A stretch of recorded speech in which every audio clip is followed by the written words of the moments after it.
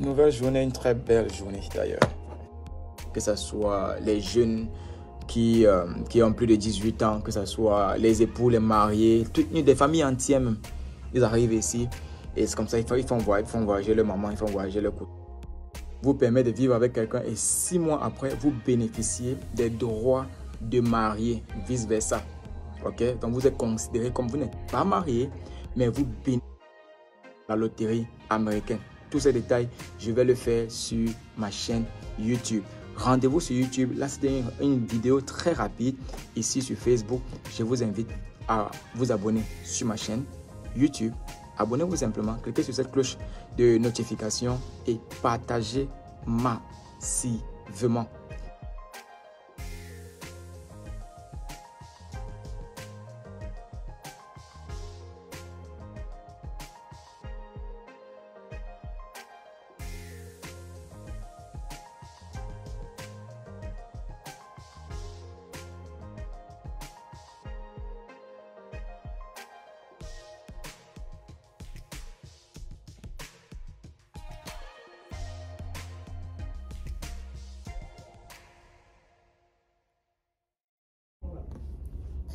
Voilà, comme promis,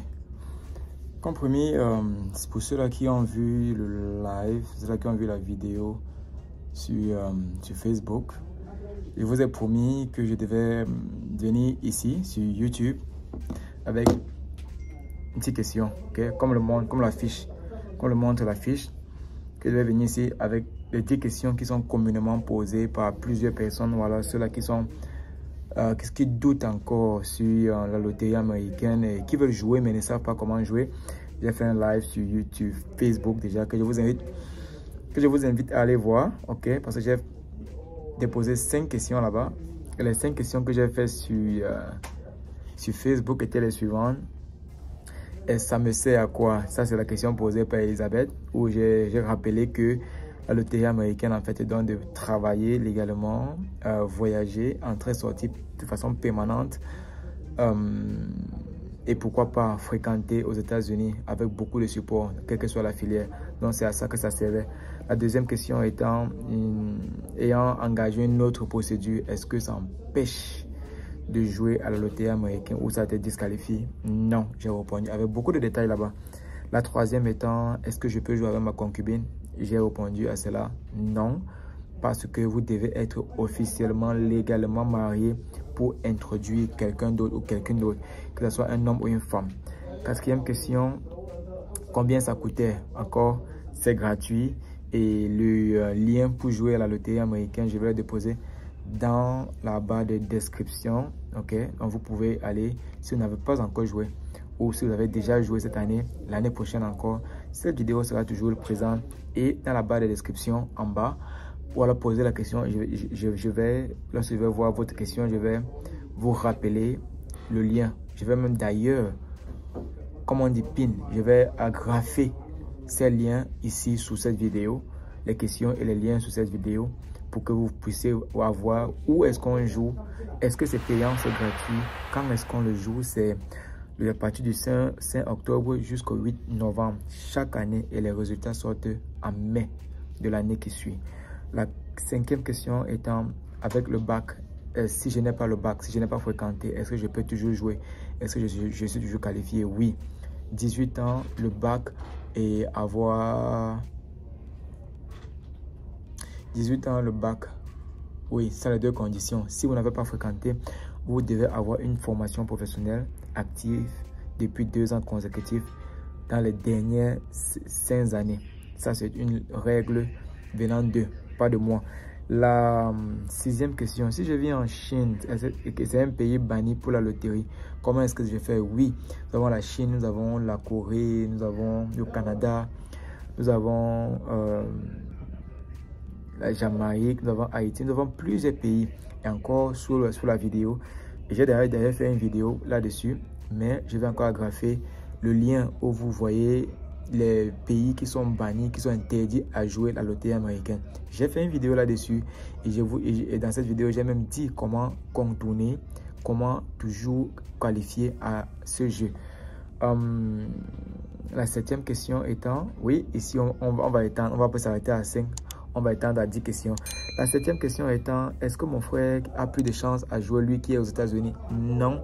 C'est un site internet, c'est une loterie, c'est un jambo, c'est une chance. Donc, vous remplissez les critères et quelle que soit la personne qui joue pour vous, elle a la même chance que vous. Qu'elle soit ici, en Afrique, en Europe ou à Dubaï. C'est un ordinateur qui enregistre les informations. On vous sélectionne et ensuite, maintenant, ils vont vérifier. Là, c'est quelqu'un qui vérifie si vous remplissez toutes les conditions. Ils vont vous dire maintenant quel est le processus à suivre. Est-ce qu'il y a un moyen de contournement si nous sommes dans un pays banni? Je n'ai pas répondu à cette question sur Facebook, mais ici je vais répondre. Oui, il y a le moyen de contournement. Vous pouvez jouer avec le pays d'appartenance de vos parents ou alors le pays dans lequel vous vivez actuellement, où vous êtes résident.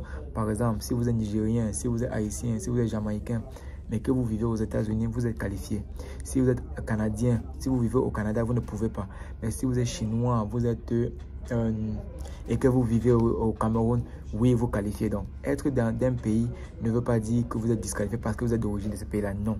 Vivez ailleurs, être résident ailleurs, ça vous remet dans le jeu.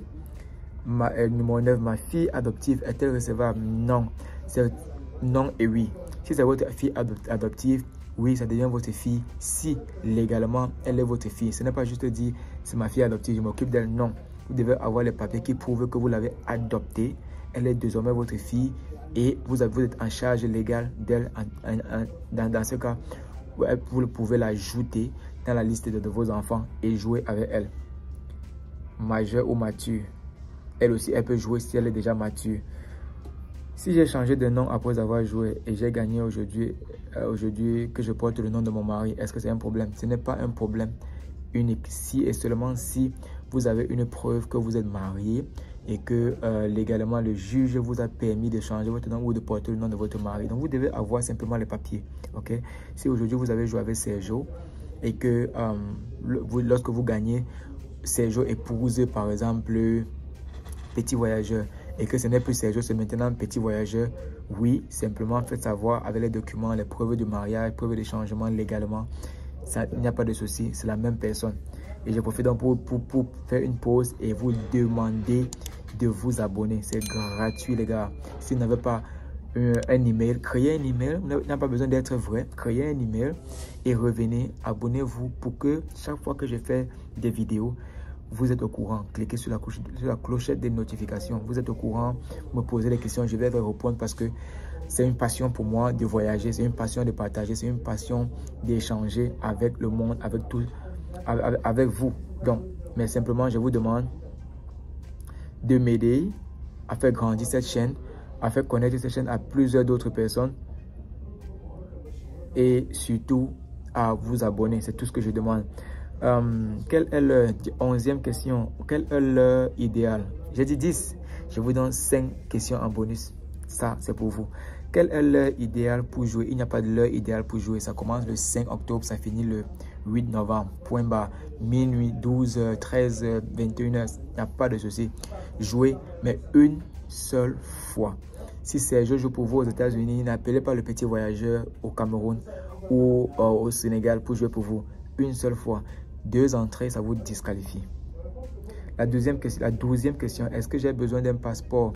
C'est une question posée par Mireille. Non, cette année, ils ont retiré la nécessité d'avoir le passeport. Avant, vous devez avoir un passeport, entre le numéro de votre passeport et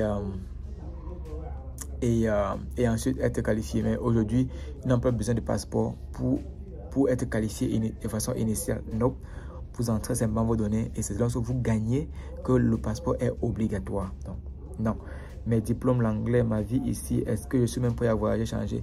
Ça, c'est une question posée par Ralph. Donc, vous devez comprendre que tout le monde ne voyage pas pour la même raison.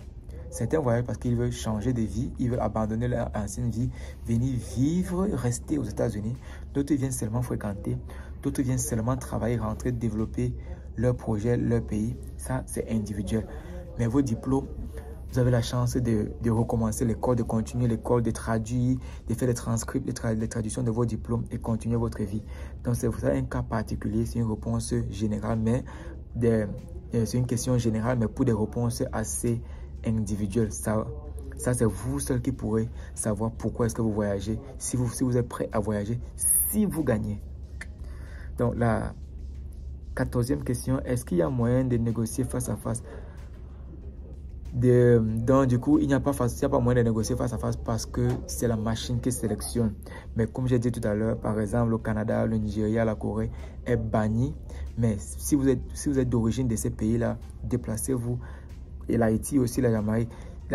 Si vous êtes de ces pays-là, déplacez-vous simplement. Allez au Cameroun, allez au Sénégal, allez en Côte d'Ivoire, allez au Mali, allez en République centrafricaine, allez en Afrique du Sud, dans un pays qui est encore à jour. Ok?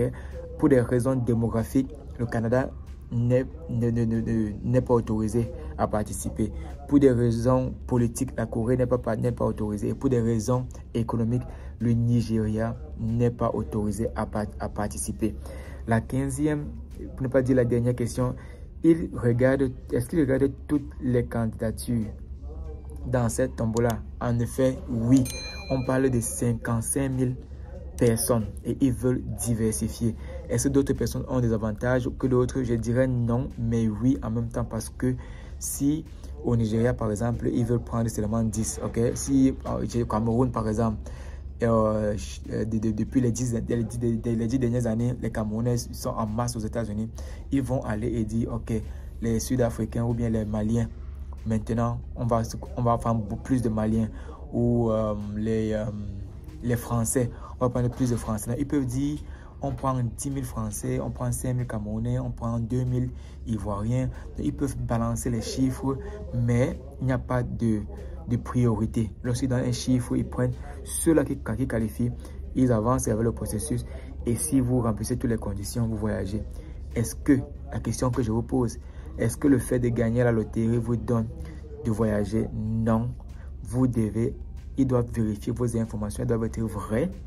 Tout ce que vous dites doit être vrai, doit être le mensonge, parce que la moindre erreur, le moindre mensonge vous disqualifie.